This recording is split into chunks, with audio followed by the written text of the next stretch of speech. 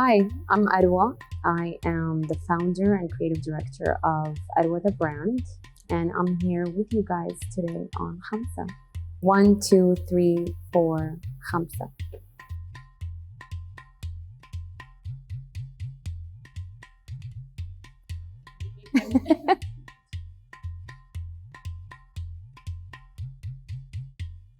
I grew up in Jeddah, and I'm from Jeddah.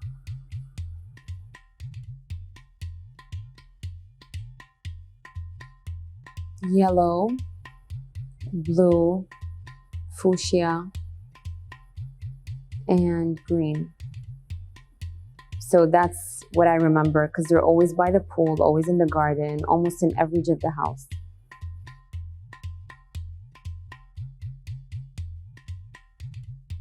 A fashion designer. Mm, yeah. Or a pastry chef. It was either or.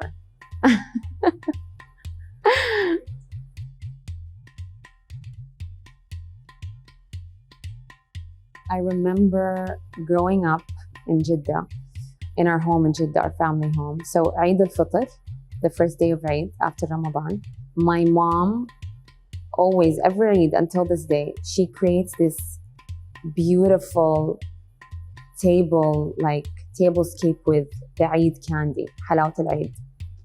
Until this day, she does it. Because it's like tradition in Eid, kids take their idea and you also, have some candy. So my mom creates this crazy tablescape with the candy, and we would go with her to Al Balad, Old Jeddah, and this store is still open. It's called Al Nugali. And we go with her and we pick all the candy, and she puts it on the table with like dolls and stuff that she collects over the years of travel, and she makes this really beautiful table. And the morning of Eid, she would put our gifts under that table.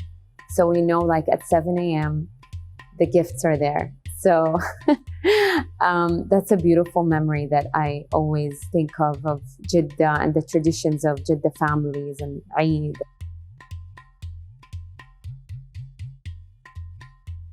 My parents are very artistic people, I would say. And they also have really beautiful taste with clothing. And my father in particular is very detailed with his suits. And I believe that's why I fell in love with suits mostly. Like it became my main focus in the brand. And I just grew up, watching them and being inspired by their style. I've been to a couple of meetings with Italian tailors with my dad and my grandfather. So I grew up seeing that from a young age. And I remember when I was about 8 or 10, my mom always has like this box in the house, and she puts all of the praying rugs in it, the praying scarves, sorry, and the praying mats. And they're usually very colorful. So I remember I used to pick those up and drape myself with it in front of the mirror. So I was really young. I didn't even know, that is part of, what you study in fashion. You have to learn draping. You have to drape with the fabric. So it just came by coincidence. And that's mainly how it happened.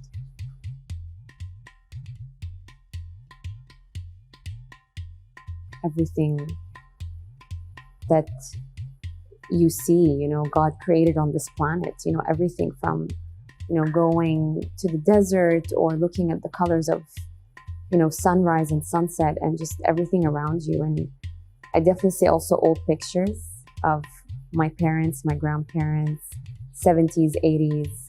I have a lot of like archive books of 70s and 80s fashion that for me is an era that really inspires me. Music, for sure. I don't have like one type of music that I love. I listen from jazz to hip hop to opera music. Like I have, like my playlist is like everything. So art as well, you just keep your eyes open. I think everything around me is a source of inspiration, I would say.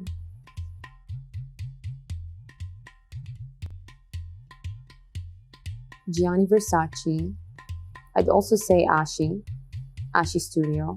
When I started, he was already changing the game in fashion from the Arab world, and I think he's a brilliant designer. And I would definitely say, other than Coco Chanel, of course, Ralph Lauren.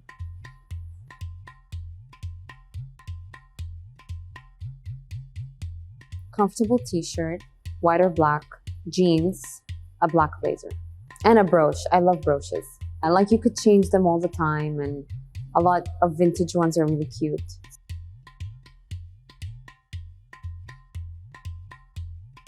My father, when I told him I wanted to be a fashion designer, I'll never forget this. I was 16 and I wrote him a letter. And he was like, you first get your finance degree and then you can do whatever you want. Because he told me, if you're talented and you really have this talent, then you're gonna do it regardless of having the 4-year degree. Because the core of being in a creative profession, you have to be creative. So the degree that you'll get later, or the courses that you'll take, will teach you the skill set, but they won't teach you to be creative, because that has to come from you. And that was, I think, my biggest challenge, because I said, okay, I'm gonna see if I'm gonna be really persistent, and I really wanna do this. And here we are.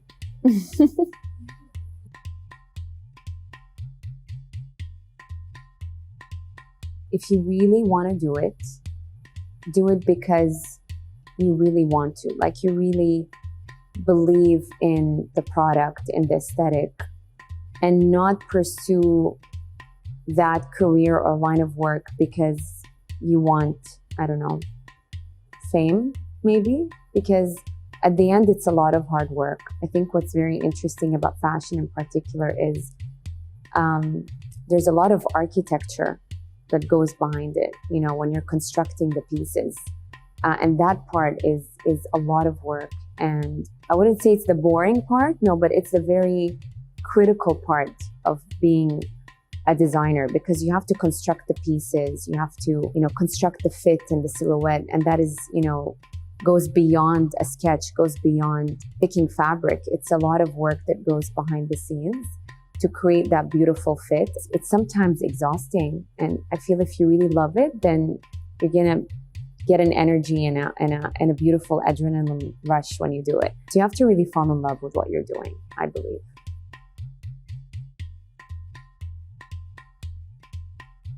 The know-how, you know, like when I started, it's very green. The industry in the region was also very green. So when I started among with the other designers that started, I feel we were moving with the moving of the industry as well, like moving upwards in terms of resources that were available to us. I mean, now, designers that are starting now, I mean, they have everything, you know? So when we started, it was getting there. So you were learning as you go. And now, you know, everything's available. Like, even if you want to work with a production house that's out of the region, you can easily find that. Back in the day, you had to literally go and ask, and you have to get references, and you have to be referred by a factory that you, but now you could actually find them online and you could reach out to them. So that wasn't really something that was available, I would say, when I started.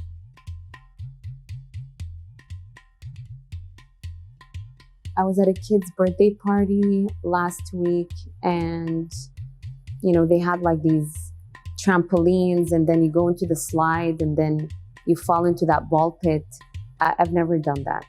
So I did that last week. It was fun.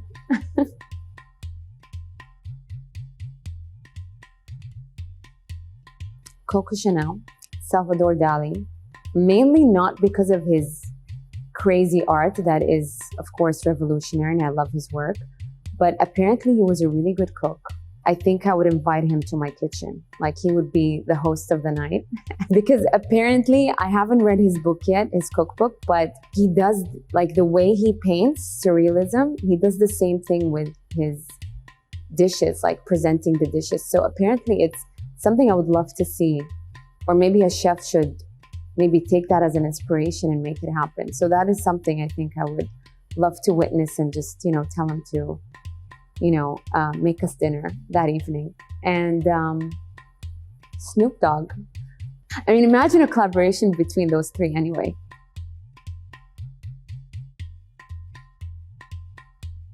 Know your worth and have your values guide you. And it's important to know that, because it's very easy to fall into situations or meet people that try to sway you away from that. And it's just important to ground and reconnect with that. It's very important to have certain values that represent you, I believe.